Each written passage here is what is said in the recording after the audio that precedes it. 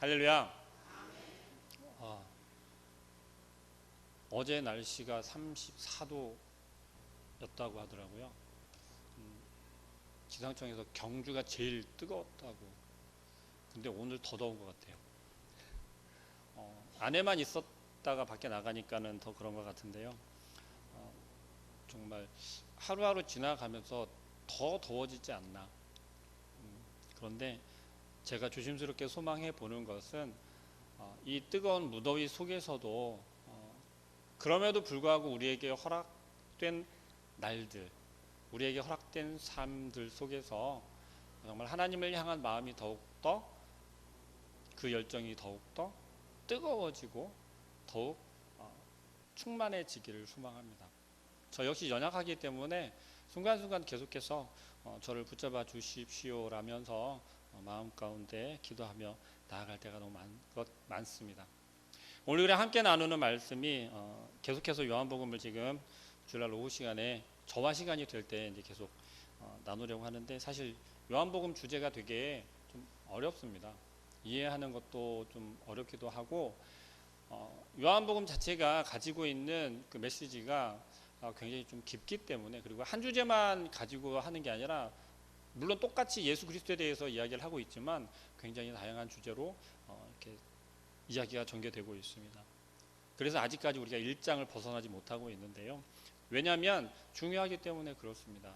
무엇이 중요하냐면 예수 그리스도를 소개하고 있는데 어떻게 소개되어져야 하는지, 우리가 어떻게 예수 그리스도를 이해해야 하는지가 중요하기 때문에 그렇습니다. 그래서 특별히 우리가 오늘 함께 나누고자 하는 것은 믿는 사람들, 예수 그리스도를 믿는 사람들의 삶에서의 본질, 믿는 사람들의 삶, 신자들의 삶의 그 본질에 대해서 우리가 좀 오해하고 있는 것이 있기 때문에 그렇습니다. 제가 계속 오해에 대해서만 계속 이야기를 하는 것 같아요. 그런데 제가 조금 의도하는 바는 그만큼 우리를 정확하게 알아야, 그래야 하나님께서, 주님께서 우리와 함께 하시면서 우리에게 말씀하시는 것을 이해할 수 있고 그 뜻을 우리가 온전히 따를 수 있기 때문에 그렇습니다. 우리가 지금 오해하고 있는 건 뭐냐면, 그 중에 하나가 뭐냐면 바로 무엇이든지 열심히만 하면 된다라고 하는 생각의 오해입니다. 믿는 사람들이 흔히 생각할 때 그러지 않습니까? 무엇이든 열심히 해야 돼. 교회도 열심히 나가야 하고, 봉사도 열심히 해야 되며, 맡은 직분도 정말 열심히 해야 되고, 뭐 교사의 직분, 찬양대로 등등 여러 가지들이 있단 말입니다. 그런데 기도도 열심히 하고, 말씀도 열심히 보고, 교회 봉사 등등 세상에 나아가서 전도하는 것 역시도 우리는 열심히 해야 한다라고 하는 생각, 물론 틀린 생각은 아닐 것이에요. 그런데 그런 사람들이 어떻게 생각하냐면 그런 것을 비추어서 내가 예수를 잘 믿는다라고 생각한다라는 거죠. 또 반대로는 예수를 잘 믿기 위해서는 그 모든 것들을 열심히 해야 한다라고 생각하기 때문에 그렇습니다. 성경에서 이야기하는 게 과연 그럴까요? 그런데 그것에 우리가 치중하다 보면 정말 본질을 놓쳐버리기 쉽다라는 거예요. 그 모든 것들을 지키고 행할 때 우리가 사실 그 본질을 찾지 못하면 그렇게 열심을 내어서 했던 것들이 다 소용없게 된다라는 것입니다. 오늘 우리가 함께 읽은 본문 말씀 가운데 어떤 말씀이냐면 믿는다는 것이 무엇인지에 대해서 이야기를 하고 있습니다. 믿는다라는 것을 이야기를 할 때 누가 믿는 것이죠? 믿는 자가 믿겠죠. 믿는 자가. 우리 앞에 살짝 뒤로 좀 넘어가서 요한복음 11장 한번 볼까요? 요한복음 한번 찾아보겠습니다. 요한복음 11장 40절.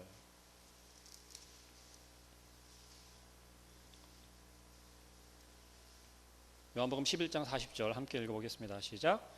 예수께서 이르시되 내 말이 내가 믿으면 하나님의 영광을 보리라 하지 아니하였느냐 하시니.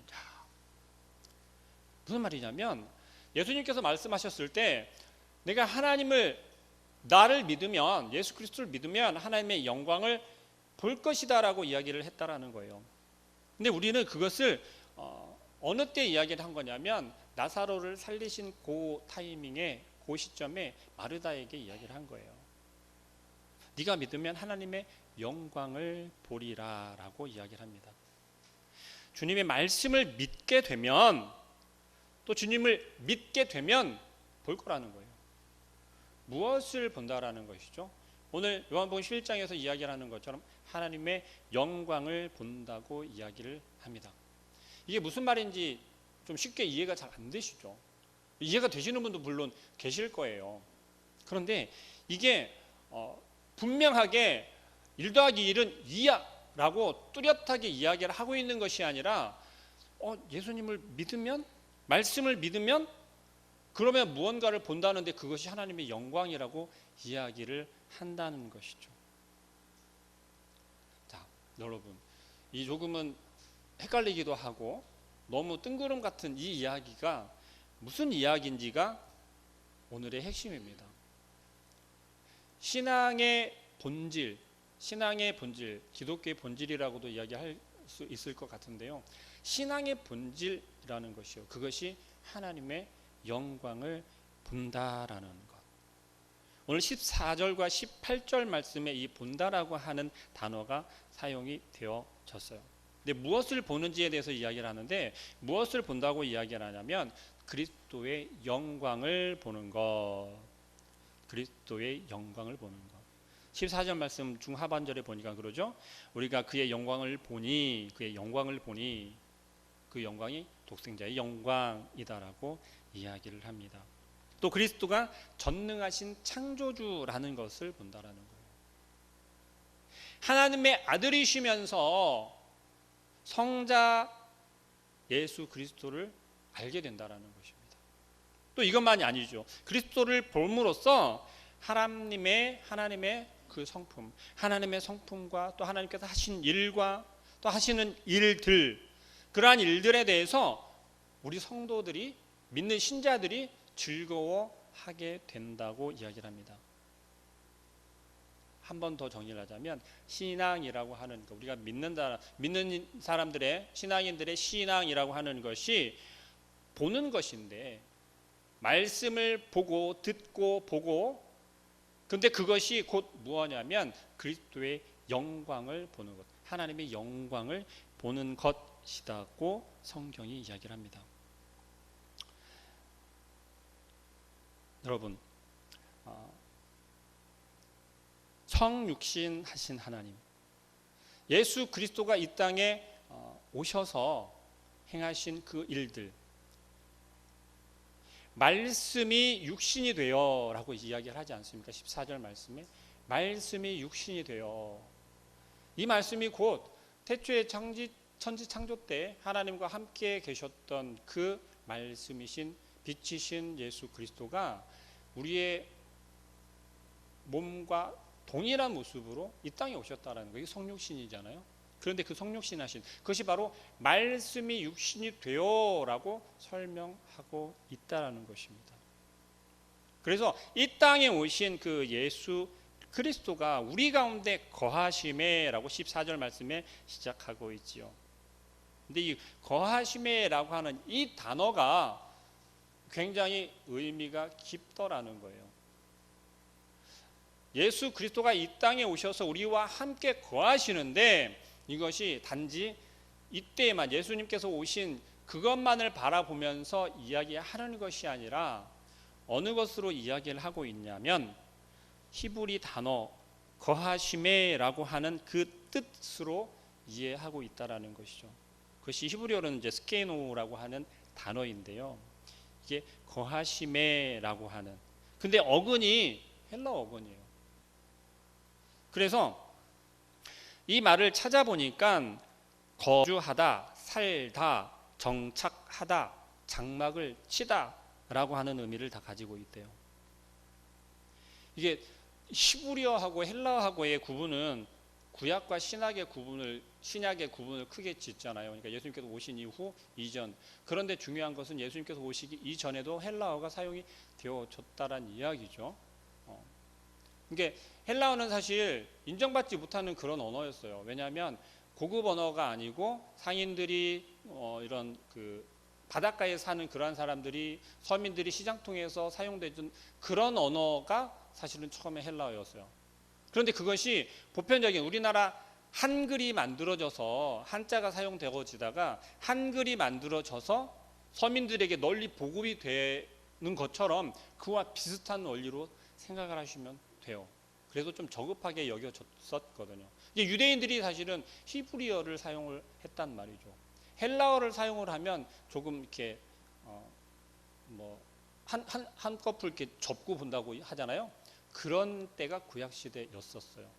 그런데 보편적으로 널리 보급이 되려면 서민들에게, 우리나라에 복음이 처음 들어와서 전파될 때도 그랬잖아요.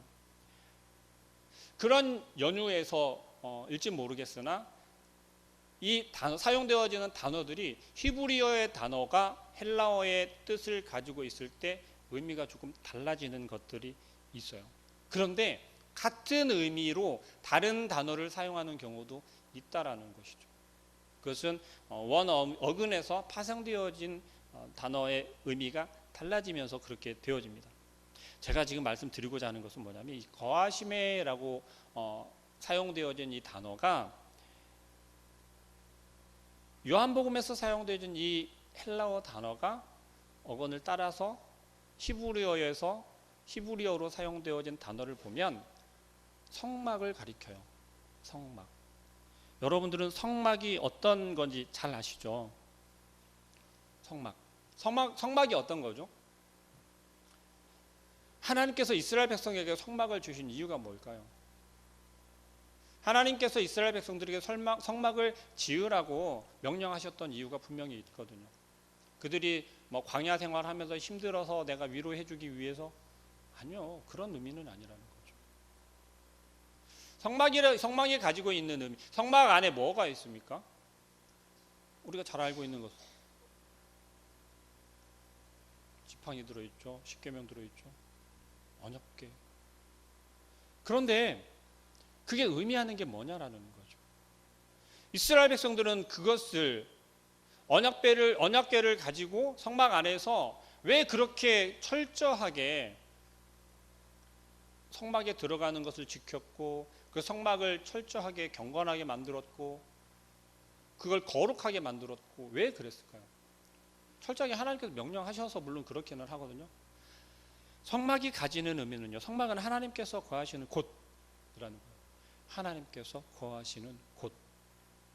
제가 이렇게 말하면 눈치 빠른 우리 청년들은 그게 그거구나 라고 금방 이해를 하고 있을 거예요. 하나님께서 거하시는 곳이 성막이다라고 하는 그 의미, 다시 말하면 이스라엘 백성 가운데 하나님께서 거하신다라는 거예요. 이스라엘 백성과 함께 하신다라고 하는 상징을 성막을 통해서 보여주고 있어요. 근데 그때 사용되어진 단어가 오늘 14절 말씀에서 우리 가운데 거하심에라고 사용되어진 이 단어와 같은 단어라는 거예요.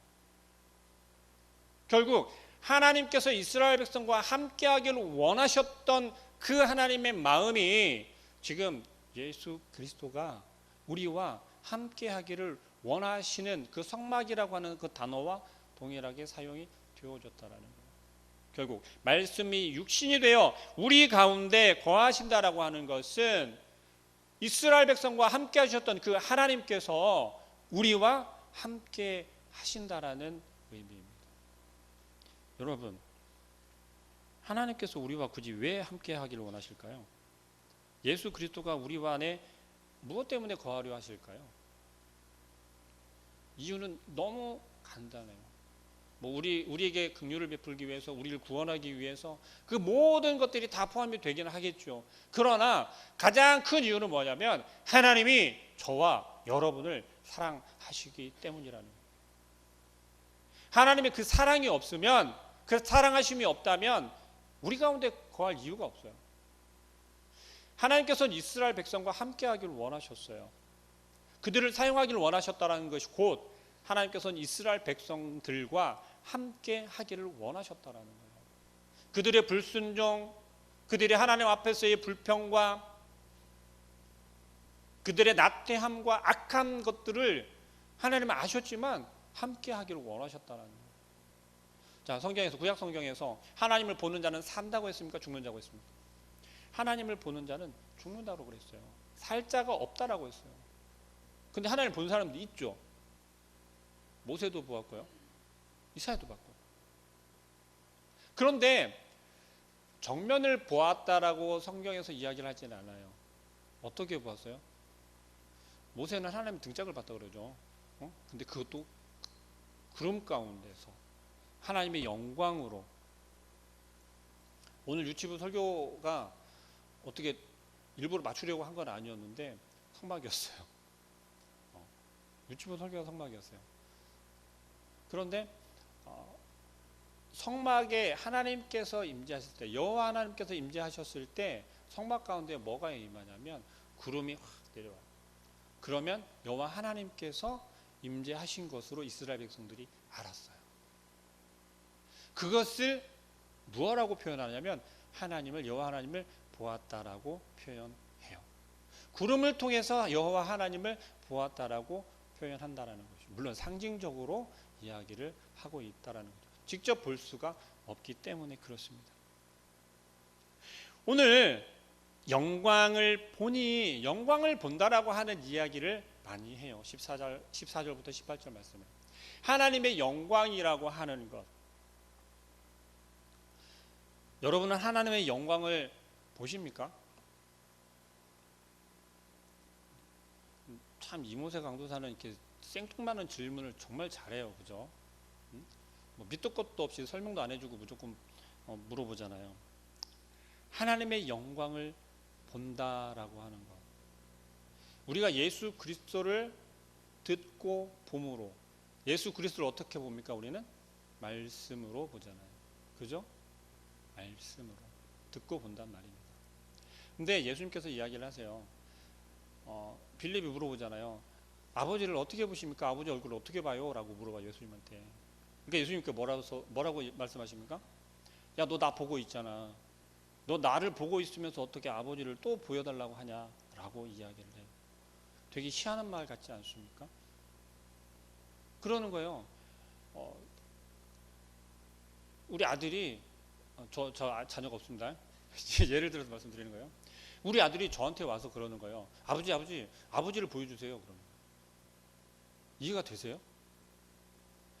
우리가 보고 있는 게 바로 아버지 하나님인데 우리는 그 하나님을 바라보면서 하나님을 보여달라고 한다는 이야기예요. 이걸 조금 우리의 삶으로 이야기를 하자면, 하나님께서 우리와 함께하고 계신데 뭐라고 우리는 부르짖냐면 나와 함께 해주십시오. 지금 내 발걸음 가운데 함께 해주십시오 라고 이야기를 한다라는 거예요. 우리가 보고 있으면서 보여달라고 자꾸만 이야기를 한다는 말이에요. 그러면 보고 있으면서도 보지 못하고 있는 것은 뭐예요? 소경이죠. 보지 못한다라는 건 소경이잖아요. 보고 있으면서도 보지 못한다라는 이야기입니다. 뭐 잘 알고 있는 예화일 수도 있겠지만요, 한 목사님께서 그 무슨 특강 같은데 집회에 가셔서 설교를 하시는데 정전이 됐대요. 정전이 되니까 목사님께서 설교를 멈췄대요. 멈췄는데 다른 사람들은 정전이 돼서 멈췄으니까 다 알잖아요. 근데 그 중에 누가 이렇게 물어보더래요. 옆에 있는 사람한테. 왜 목사님 설교 안 해? 라고 물어보더랍니다. 이유가 뭐죠? 그렇죠. 그분은 시각장애인이기 때문에 정전이 된 거를 모르는 거죠. 비유가 적절하지 않을 수도 있습니다. 그러나 우리가 그러한 지금 상태가 아닌지 자각해야 한다는 거예요. 하나님께서는 지금도 여전히 저와 여러분에게 말씀하고 계시는 거예요. 저와 여러분과 함께 하고 계시고요. 지금 말씀하시는 것처럼 우리 안에 지금 이미 거하고 계시다라는 거예요. 우리 안에 이미 장막을 치고 계시다라는 겁니다. 누가요? 예수 그리스도가, 하나님께서 저와 여러분의 삶 가운데 이미 성막을 치고 장막을 치고 거하신다라는 거예요. 그런데 우리는 무엇을 못 봐요? 우리 가운데 임하여 계신 하나님이 우리 안에 역사하고 계신데, 우리와 함께하고 계신데 하나님의 영광을 보지 못한다라는 거예요. 그 이유가 뭐라고요? 우리가 영적인 소경이 되어져 있기 때문에 그렇다라는 거예요.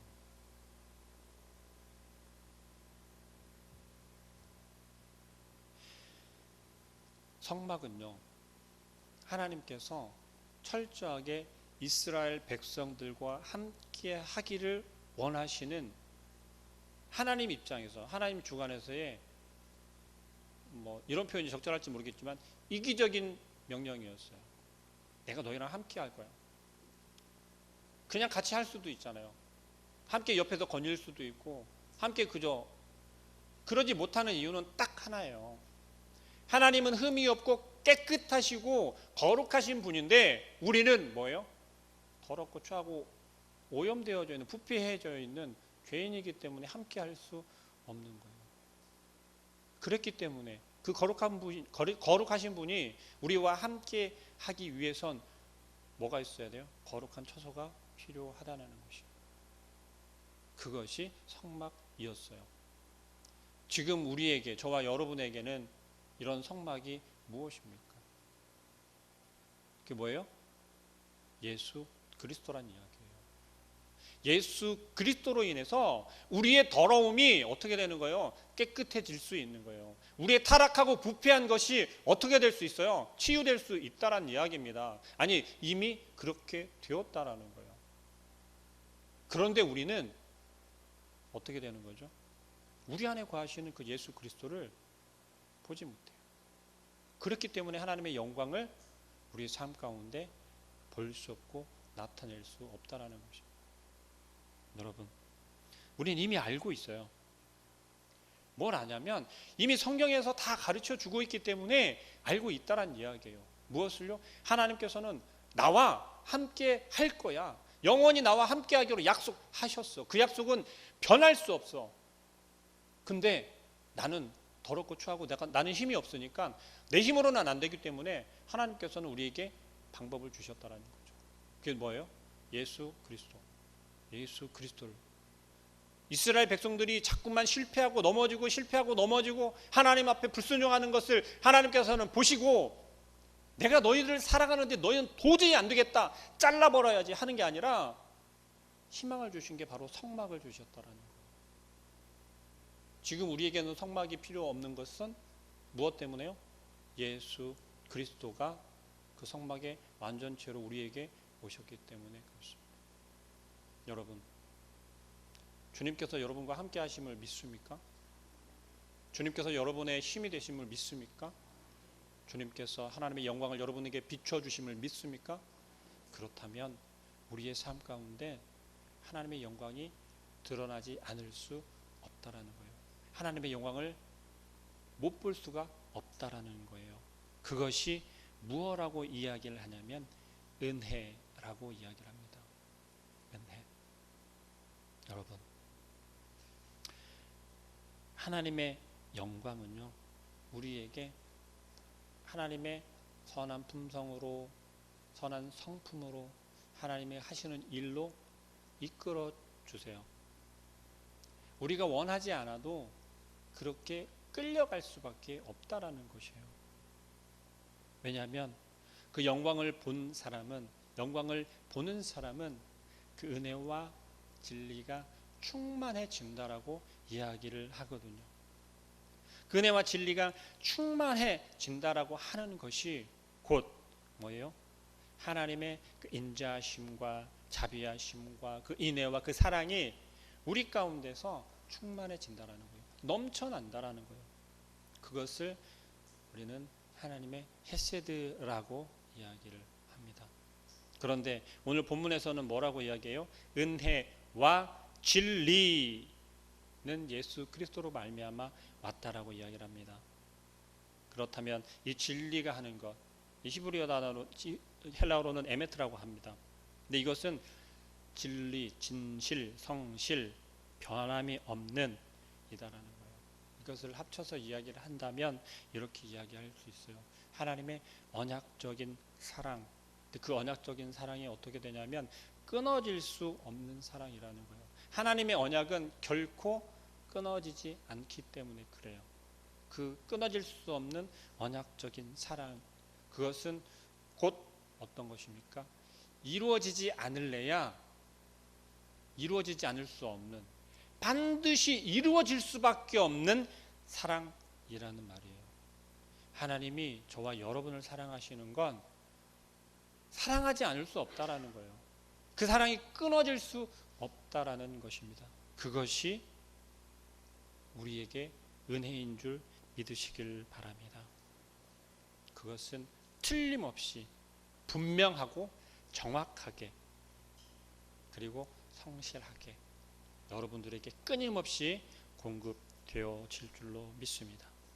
우리에게 주어진 삶에서 이처럼 예수 그리스도로 인해서 예수 그리스도가 우리 안에 거하심을 통해서 우리가 하나님의 영광을 바라보며 그 영광은 곧 우리에게 무엇으로 다가오냐면 하나님의 그 끊어질 수 없는, 이어질 수밖에 없는 사랑으로 우리에게 나타난다라는 것을 기억하시고 그것이 하나님의 은혜이구나 고백되는 여러분의 삶이 되시길 소망합니다.